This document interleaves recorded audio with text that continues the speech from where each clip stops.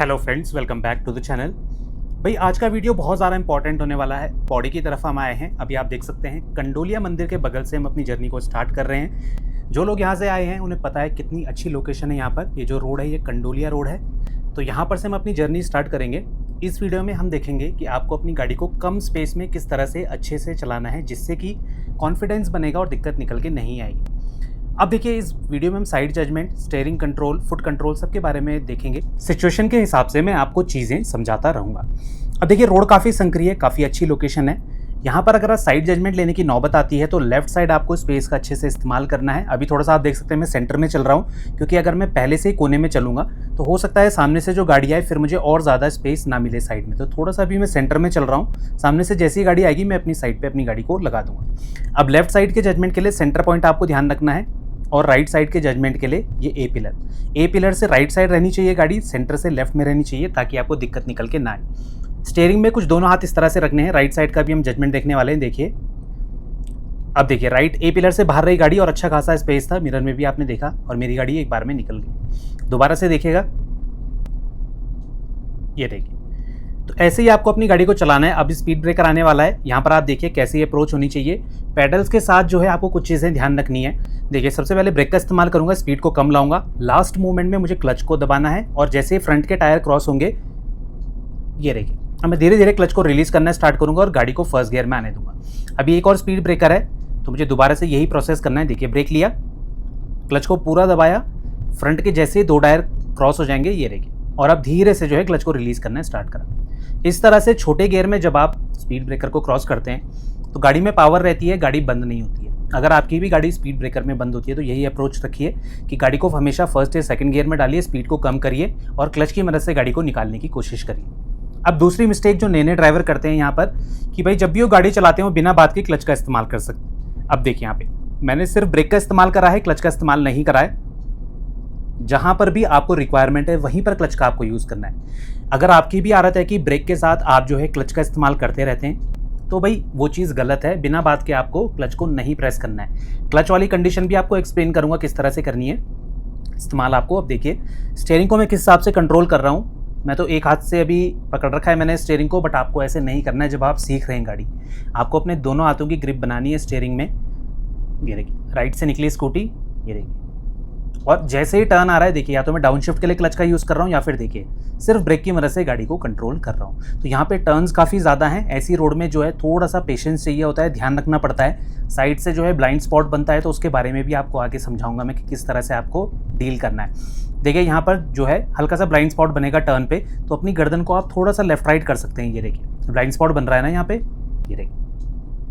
तो जब two wheeler आता है तो बहुत दिक्कत आती है, क्योंकि भाई वो दिखता ही नहीं है ए पिलर के पीछे। कुछ गाड़ी में ज़्यादा बनता है, कुछ में कम बनता है। अब यहाँ पर देखिए, क्लच आपको किस तरह से इस्तेमाल करना है। जब स्पीड ज़्यादा कम होगी, देखिए क्लच को मैंने हल्का सा होल्ड करा और देखिए आराम से मेरी गाड़ी क्रॉस हो गई। तो ऐसी सिचुएशन में जब आपकी स्पीड बहुत ज़्यादा कम आ जाती है तो वहाँ पर जो है आपको क्लच का इस्तेमाल करना ही पड़ेगा, वरना आपकी गाड़ी बंद हो जाएगी। तो सिर्फ ब्रेक का इस्तेमाल वहाँ पर करें जहाँ सिर्फ हल्का सा स्पीड कम कर रहे हैं, और ज़्यादा स्पीड कम कर रहे हैं तो वहाँ पर क्लच का भी यूज़ करें।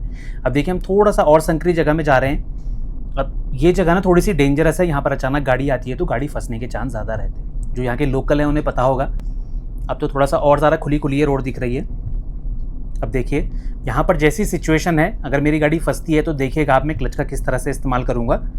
अब दोनों तरफ ऑब्जेक्ट हैं, ध्यान से मैं अपनी गाड़ी को चला रहा हूँ। लेफ्ट साइड में देखिए अच्छा खासा स्पेस है। राइट का मुझे ज़्यादा ध्यान रखना है कि राइट पे जो है अचानक से सामने से गाड़ी आ रही है तो मुझे थोड़ा सा मैच करते हुए निकलना है। अब यहाँ पर देखिए थोड़ा सा जानवर भी है रोड पे, तो ध्यान रखना है मुझे दोनों साइड का। देखिए, पर अभी भी मैंने क्लच का इस्तेमाल नहीं करा है, ना ही ब्रेक का।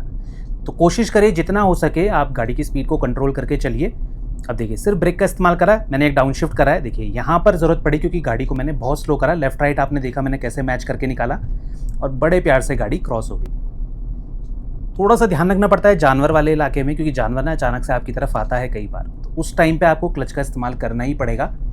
अगर आप एक बार में स्पीड से निकालने की कोशिश कर रहे हैं, हो सकता है कि आपकी गाड़ी साइड से टच हो जाए, तो इस चीज़ का ध्यान ज़रूर रखना है। अब यहाँ पर देखिए, लेफ्ट साइड का जजमेंट लूँगा मैं। ये देखिए, सेंटर से बाहर थी गाड़ी, आराम से मेरी गाड़ी क्रॉस हो गई। अब यहाँ पर स्पेस नहीं है। देखिए, ब्रेक लेके मैंने क्लच दबाया और गाड़ी को रोक दिया।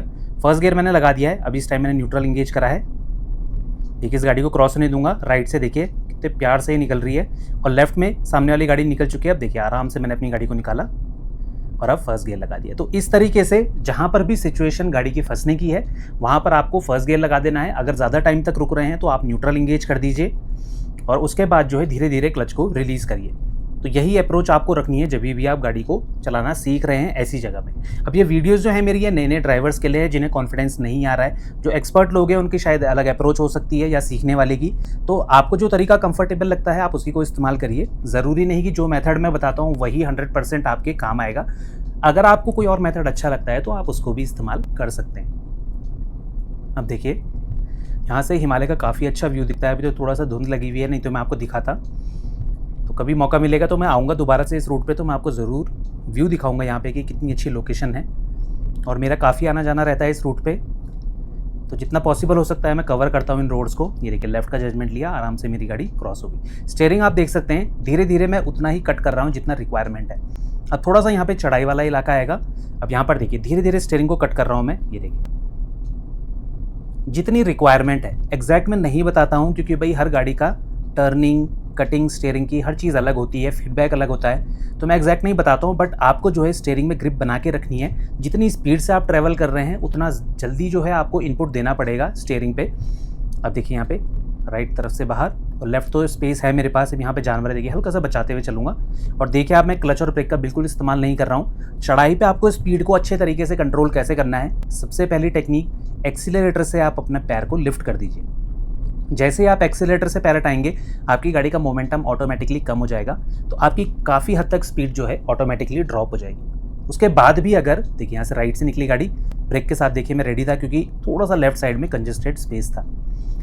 तो जहाँ पर भी आपको नेचुरली गाड़ी का मोशन को स्लो करना है चढ़ाई पे, तो वहाँ पर आप एक्सीलरेटर से अपने पैर को लिफ्ट कर दीजिए। उसके बाद भी अगर गाड़ी को और स्लो करना है, आपको स्पीड ज़्यादा है, अब देखिए यहाँ पर थोड़ी कम जगह जानवर है, देखिए ब्रेक लिया मैंने और देखिए देखा आपने मिरर में कितना स्पेस था। तो इस तरीके से हम जजमेंट लेते हैं। तो स्पीड को और ज़्यादा कम करना है तब आप ब्रेक का इस्तेमाल करिए। मैं चढ़ाई पे ज़्यादातर जो है एक्सीलरेटर से पैर हटा देता हूँ, तो मेरी गाड़ी जो है नेचुरली स्लो हो जाती है। तो यह अप्रोच आप भी फॉलो करिए, आपको काफ़ी ज़्यादा आसानी मिलेगी। एक और चीज़ मैं बताना चाह रहा हूँ, जब भी जो है हम कहीं ब्लाइंड स्पॉट में रहते हैं तो वहाँ पर बहुत ज़रूरी है कि हमें ज़्यादा ध्यान रखना है। एक्सीलरेटर से ज़्यादा इंपॉर्टेंट ब्रेकिंग होती है, स्पेशली पहाड़ी वाली रास्तों में जहाँ पर कि टर्न ज़्यादा होते हैं, क्योंकि यहाँ पर 1 सेकंड में ही गाड़ी काफ़ी ज़्यादा बाहर जा सकती है। अब स्टीयरिंग देखिए थोड़ा थोड़ा मैं सिचुएशन के हिसाब से कटिंग ले रहा हूँ। ऐसा नहीं है कि आपको बहुत ज़्यादा कट करना है, जितनी आपकी स्पीड है उस हिसाब से ही आप टर्निंग लीजिए। पर एक कोशिश आपको ज़रूर करनी है, जैसे यहाँ पर आप देख सकते हैं सेंटर मार्किंग नहीं है, अपनी गाड़ी को आप अपनी ही लाइन में रखिए। जितना ज़्यादा आपकी लाइन में रहेगी गाड़ी उतना ज़्यादा आपको सहूलियत रहेगी ड्राइव करने में। कई लोग जो है सेंटर में चलते हैं, देखा है मैंने कई बार।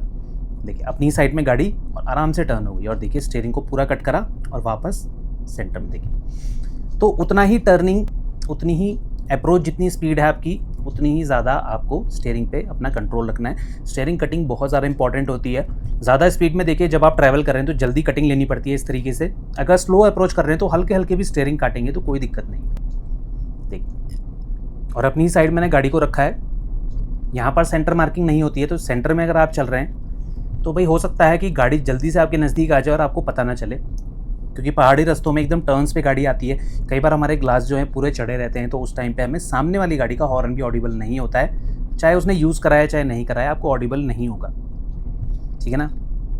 तो भाई ये चीज़ है थोड़ा सा ध्यान रखने वाली। और पहाड़ी रास्तों में देखिए कुछ टर्न्स जो हैं काफ़ी ज़्यादा शार्प होते हैं, कुछ जो है इतने ज़्यादा नहीं होते हैं, तो उनमें क्या है कि आपको दूर तक दिख जाता है। जैसे यहाँ पर देखिए मुझे दिख रहा है कि गाड़ी दूर पे है, तो अपने हिसाब से मैं अपनी साइड पे अपनी गाड़ी को रख रहा हूँ। अब सही गियर कौन सा है, देखिए ब्रेक लेके मैंने कम करी स्पीड, और जो यहाँ पर है कि मैं ना एक्सेलरेटर का ज़्यादा इस्तेमाल कर रहा हूँ और ना ही क्लच का इस्तेमाल कर रहा हूँ। तो कई लोग जो है ब्रेक के साथ उनका ऑटोमेटिक बैठ जाता है, क्योंकि उनकी हैबिट बन जाती है क्लच और ब्रेक को साथ में यूज़ करने की। अब देखिए आपको जो है जो मैं आपको समझा रहा था कि आपको स्टीयरिंग के साथ साथ थोड़ा सा गियर शिफ्टिंग का भी ध्यान रखना है, कौन सा गियर सही है जिसमें कि आप चल सकते हैं। देखिए 4th गियर में तो मैं चलना पसंद करता हूँ जब भी डाउनहिल चल रहा हूँ और आराम से मुझे चलना है। तो इसमें क्या है, देखिए ब्रेक ज़्यादा नहीं लेने पड़ते, हल्का सा स्पीड को कंट्रोल करना पड़ता है। उसके बाद जो आप गाड़ी को नेचुरली जाने दे सकते हैं। ये पैर मैंने लिफ्ट करा है, जैसे ये टर्न आएगा हल्का सा प्रेस करूँगा, देखिए, और प्यार से मेरी गाड़ी क्रॉस। देखिए अब यहाँ पे थोड़ा सा जानवर है तो मैं ज़्यादा स्लो करूँगा गाड़ी को, देखिए तो इस हिसाब से आपको अपनी गाड़ी को चलाना है। स्पीड कम रहे उसके लिए 4th गियर में आप चलिए। 4th में भी अगर आपको डर लग रहा है, अगर आप इस स्टेज में हैं ड्राइविंग की कि आपको ज़्यादा घबराहट होती है, एंजाइटी होती है डाउनहिल में, या स्पीड जब ज़्यादा बढ़ती है, तो गाड़ी को छोटे गियर में रखिए। प्लेन सरफेस में जब आप चल रहे हैं, जैसे हाईवे हो गया, शहर में आप चल रहे हैं, खुली रोड है, तो वहाँ पर आप 4th गियर में चल सकते हैं। अगर ऐसे डाउनहिल रोड है, पहाड़ी रास्ते हैं, तो वहाँ पर आप क्या करिए कि अपनी गाड़ी का 3rd गियर इंगेज कर दीजिए। थोड़ा सा फ्यूल इकोनॉमी आपको थोड़ा सा कम मिल सकती है, बट ये है कि आपकी गाड़ी थोड़ा सा इंजन ब्रेकिंग की मदद से कंट्रोल स्पीड में चलेगी। इस चीज़ का आपको ज़रूर ध्यान रखना है। पहाड़ी रास्तों में एक्सीडेंट इसीलिए होते हैं कि या तो ओवर स्पीडिंग होती है गाड़ी की, या फिर जो है हम गलत साइड पे रहते हैं। तो ये दोनों चीज़ें आप नहीं करेंगे तो 99% केसेस में आप एक्सीडेंट को अवॉइड कर सकते हैं, जो कि भाई आपकी गलती से हो सकता है। अब सामने वाला कहाँ आ रहा है उसका तो भाई कोई गारंटी नहीं ले सकता है, बट एक्सीडेंट बचाने के लिए एक का ही एफर्ट काफ़ी ज़्यादा मैटर करता है। इस हिसाब से देखिए, आपको आराम आराम से ड्राइव करते रहना है, और यकीन मानिए कुछ टाइम बाद आप इतना कॉन्फिडेंट फील करेंगे ना कि आप आराम से इन रास्तों पे गाड़ी को चला पाएंगे। जो मर्जी आपका गियर हो, जिस स्पीड में आप चलना चाहते हैं आप चल सकते हैं, बट शुरुआत के दिन में आपको ओवर स्पीडिंग अवॉइड करनी है। छोटे गियर में चलिए, जिससे कि आपको रिएक्ट करने का टाइम मिले। स्पीड कम रहेगी तो भैया आप टेल गेटिंग भी कम करेंगे, सडन ब्रेकिंग भी कम करेंगे, और जो है कि जितना कम ब्रेक लेंगे उतना अच्छा गाड़ी का मोमेंटम रहेगा, और आपको फ्यूल इकोनॉमी काफ़ी बेटर मिलेगी। अगर हम ज़्यादा ब्रेक लेते हैं तो भैया आप देख सकते हैं कि अभी मैंने ब्रेक काफ़ी कम टाइम लिए हैं। देखिए थोड़ा थोड़ा ले रहा हूँ जहाँ पर रोड थोड़ा सा ख़राब है। उसके अलावा मैं कोशिश कर रहा हूँ गाड़ी को नॉर्मली अपनी स्पीड पिक करने दूँ, जिससे कि भाई गाड़ी जो है अच्छी फ्यूल इकोनॉमी निकाल के दे।